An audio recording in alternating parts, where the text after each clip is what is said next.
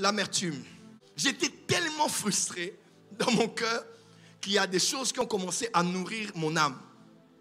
L'amertume. Et vous savez, par la grâce de Dieu, j'ai un peu contribué à... Nous nous aidons tous, mais j'ai contribué quand même des fois à aider certains de ma génération. Et à Lubumbashi, j'ai passé par des temps très difficiles. Après un moment de gloire à Lubumbashi, pouf, j'ai commencé à avoir des combats à l'église, des combats, un de mes fils avait quitté avec des membres, occultistes, magiciens, Jésus-Christ TV sur Internet, la famille, mon foyer qui n'évoluait pas d'argent, on payait une salle, je me rappelle, on payait combien par semaine? $900 par semaine, la salle Le Bonheur. On a fait 10 mois, donc chaque semaine on payait $900, donc $300 par culte. Il fallait travailler, prophétiser, prier pour des gens. Les gens devaient venir à la télé parce que tu as aussi une réputation à défendre. Et rien n'évoluait pour moi. Et pendant ce temps-là, je voyais les autres évoluer. Tel pasteur avec qui tu as commencé à Kinshasa, il est à Paris. Il est à telle convention. Tel prophète que tu as un peu aidé dans le ministère, maintenant lui il est au Canada.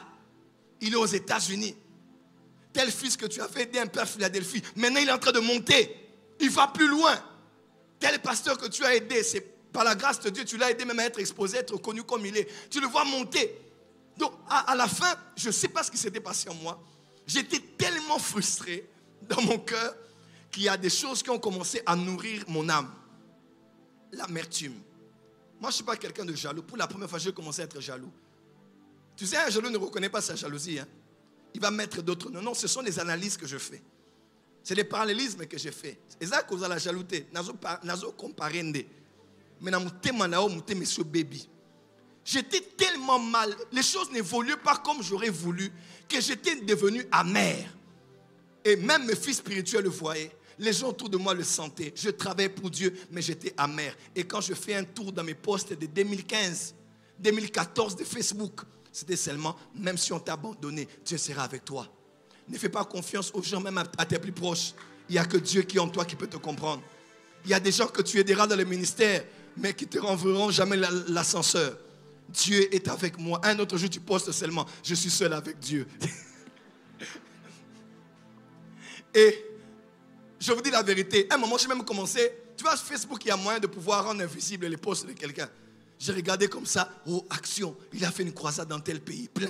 Oh, pas, il a fait à Paris. J'ai dit, donc moi, vraiment, moi, JFT. Ma place est ici avec les Katangais.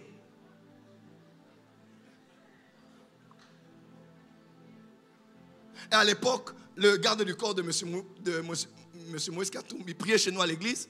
Quand il y a eu des problèmes, ils ont été arrêtés. Des gens se disaient, mais ce jeune-là, comme il est au Burundi, donc, il est de la famille. Vous voyez un peu? Alors on a commencé à vouloir me politiser ma présence là-bas. Donc, bref, il n'y a rien qui marchait. Pas d'argent, pas de foyer. Rien ne marchait comme je l'aurais voulu. Et quand tu regardes Internet, tu dis, et tu commences à te faire pitié. Oh, Nzambe Nangaï. Tu regardes, tu dis, et tu commences à critiquer. Il fait sa main, c'est un mauvais. C'est un ingrat. C'est un ingrat.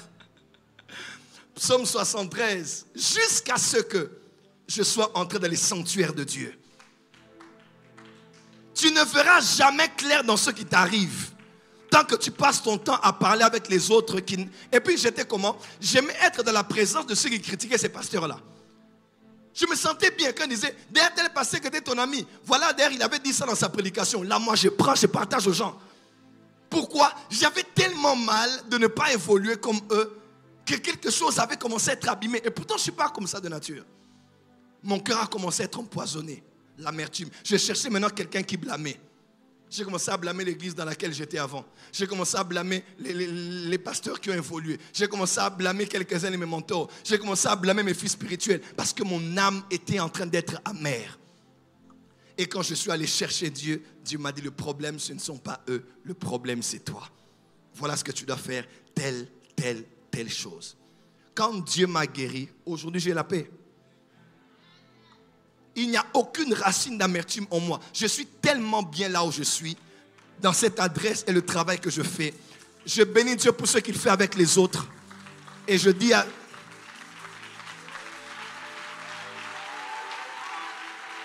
Et tu sais, J'ai su que j'étais guéri. J'ai commencé à guérir comment? Un de mes fils spirituels que j'ai élevé, moi, c'est mon fils. Il a commencé à travailler chez un de mes amis.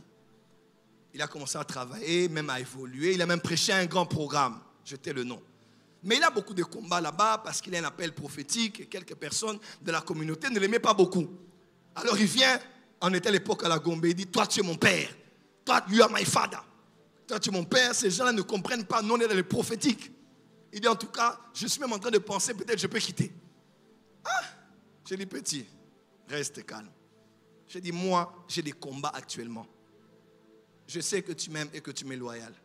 Mais si tu viens chez moi maintenant, il faudra que tu acceptes le rythme dans lequel je pars. Je préfère que tu restes chez lui. Il dit, ah bon? J'ai dit non. Là-bas, c'est un lieu de crédibilité, c'est un lieu d'intégrité, c'est un lieu où il y a une bonne réputation. Quel que soit ce qui se passe, mon besoin n'est pas que tu me prouves que tu es mon fils en étant avec moi, mais que tu évolues. Si tu évolues là-bas, je serai fier de te voir avancer, même si ce n'est pas avec moi. Il dit, papa, tu es sûr? On fait une photo. On a fait une photo. J'ai dit, tu ne postes pas ça. Je dis, parce que si tu postes, ça va te créer des problèmes.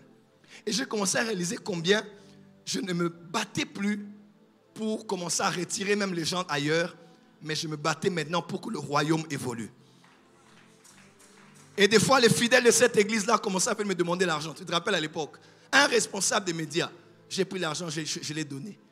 Et il y a même des cas compliqués. Tu vois quelqu'un qui vient à la prophète, moi j'ai des péchés, moi j'ai une vie compliquée. J'ai dit, ah, moi ici je te prêcherai que les mystères du monde spirituel et du réveil prophétique et apostolique.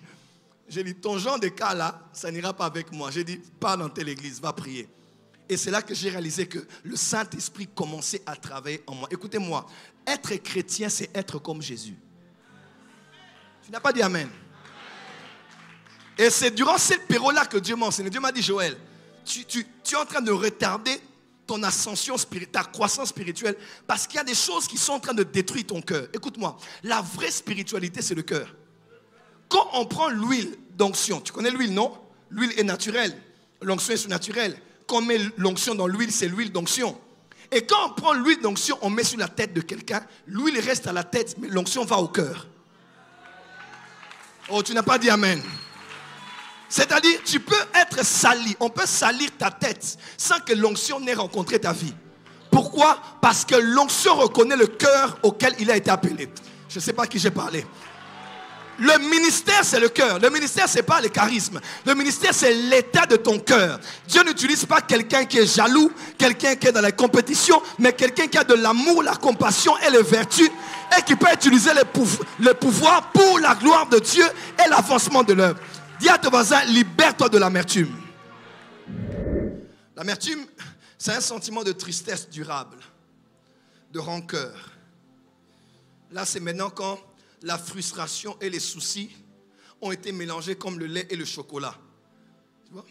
C'est maintenant quand tu mélanges la frustration entretenue, les soucis, qui commencent à créer maintenant les cousins et les cousines, les enfants, les petits-enfants, les inquiétudes, les angoisses, les stress, tout ça.